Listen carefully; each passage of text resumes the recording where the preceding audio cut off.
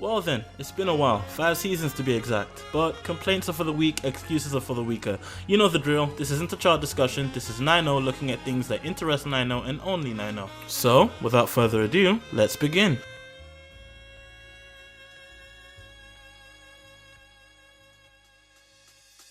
Recently, there's been this strange movement in anime happening, where older manga titles, typically from the 80s and early 90s, are getting adapted or readapted to varying degrees of success.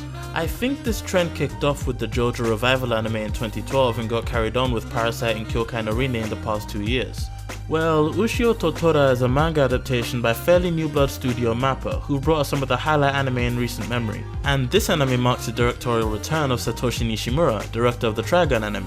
The premise here is that Ushio comes from a family of shrine attendants who are watching over a spear that contains a tiger spirit. Obviously the spirit doesn't stay contained in the spear, as this show wouldn't be called Ushio and Tora if it did. What's interesting is that while this is the first TV adaptation, there's an OVA of the show from when it was still serialized in Shonen Sunday. So this is more or less Mappa giving the show the Hunter x Hunter treatment. While I'm not a huge fan of 90s shonen manga for the most part, the staff around this show seem like enough for me to be on board.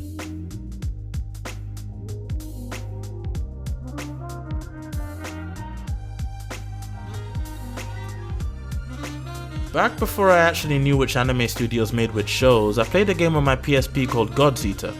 Like most Japanese games with an anime-infused visual aesthetic, God's Eater featured an anime opening for the game. However, the animation was so masterfully crafted, I restarted my PSP over and over just to watch it again, and I told myself, if God's Eater ever gets an anime, I want the guys who made this opening to make it. Lo and behold, the opening was made by none other than Studio Ufotable. And this summer, in what can only be seen as an attempt to stretch their legs outward from the comfy Type Moon blanket they've wrapped themselves in for half a decade, Ufotable is adapting an adaptation of the hit Monster Hunter clone series God's Eater. It's set to follow the events of the first game with a few tweaks to the story, namely an entirely original protagonist. The show also features a new visual direction for the studio, more in line with their animation work on the God's Eater 2 Burst opening. In my opinion, Ufotable hasn't made a flat out bad anime since they started adapting Type Moon works. Let's hope their first show in years that isn't a Type Moon adaptation carries on that trend. No surprise here, I like Takehiro Omori, I like Ryogo Narita, I like Durarara, I like the first season, I like what I've seen with the second season, and I'm most likely going to like this. Moving on. Bakano Season 2, never ever. I'm not caught up on the Prison School manga, but from the 22 chapters I've read, I can pretty much say that if this adaptation ends up working, this will be without a doubt one of the funniest and most engaging comedy anime ever made, based solely on how solid the writing is in the source material. Nevertheless, I don't really expect any particular flair or any adaptation or liberties based on the studio set up to produce it. However, Tsutomu Mizushima, the man set up to direct, is a pretty solid choice when it comes to adaptations and straightforward executions of stories. He knows how to let the source material do most of the heavy lifting and only really makes changes when it serves the moving medium better, which is pretty much the first rule of making solid adaptations.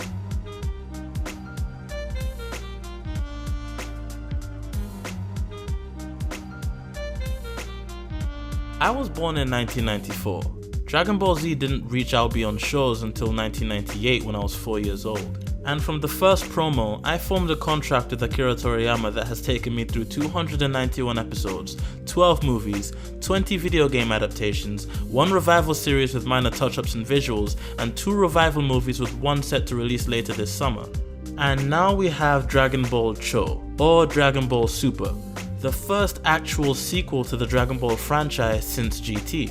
I personally don't know what to expect or even how to feel, but at this point, for me, experiencing Dragon Ball isn't even watching media anymore. It's pretty much going to your yearly doctor's appointment. It's not painful, the wait isn't that long, the doctor is a really nice guy, and they give you a lollipop when you're done.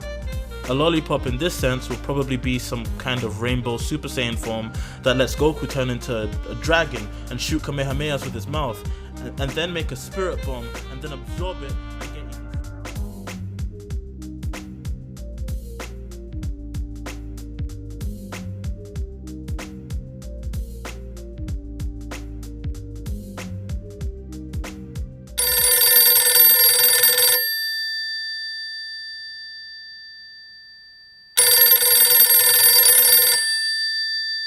はいはい。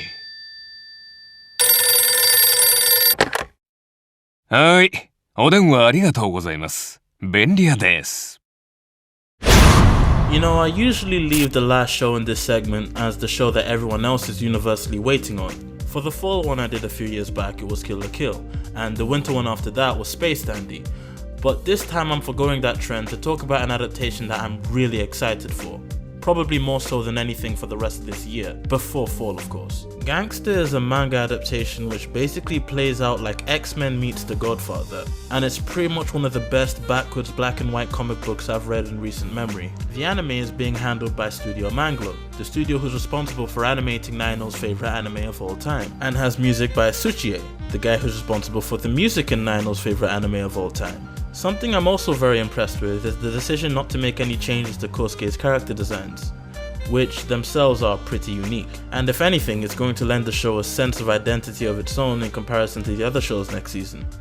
Anyway, what other shows you guys are interested in? Be sure to point them out in the comments, and also like, sub, rub, dub, scrub, bub, whatever with the video. Sayonara minasan, thanks for watching. 忘れないように見えなら